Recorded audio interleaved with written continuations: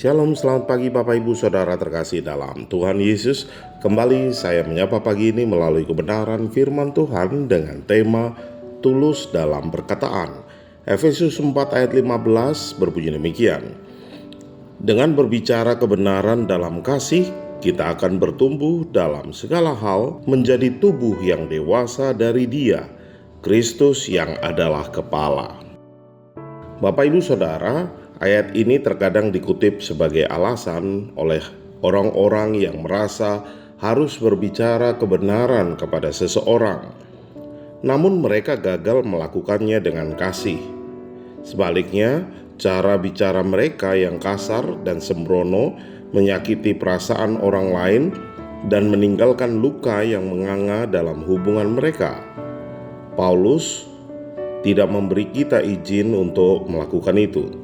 Ia mendorong orang Kristen untuk berbicara dengan jujur dan penuh kasih, tanpa intimidasi atau manipulasi. Terkadang tentu saja berbicara kebenaran dalam kasih melibatkan konfrontasi dan teguran ketika koreksi dibutuhkan.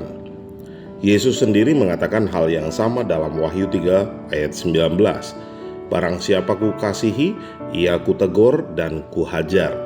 Namun Paulus juga memperingatkan Timotius muda yang telah ia tunjuk sebagai pendeta jemaat di Efesus. Seperti yang tertulis dalam 1 Timotius 5 ayat 1 berbunyi demikian, janganlah menegur orang yang lebih tua dengan keras, tetapi tegurlah dia seolah-olah ia adalah bapamu. Terkadang kata-kata yang tidak mengenakan harus diucapkan, tetapi harus diucapkan dengan penuh kasih. Jika tidak ada yang membicarakan masalah yang jelas, masalah itu akan tetap tersembunyi seperti istilahnya gajah di dalam ruangan. Situasi seperti itu harus ditangani dengan kasih dan perhatian, memohon bimbingan Tuhan di setiap langkah. Kiranya kita menjadi orang yang tulus dalam perkataan, di mana kita lebih mengedepankan kasih Tuhan dalam ucapan kita, terlebih lagi ketika kita harus menegur seseorang karena kebenaran firman Tuhan. Amin.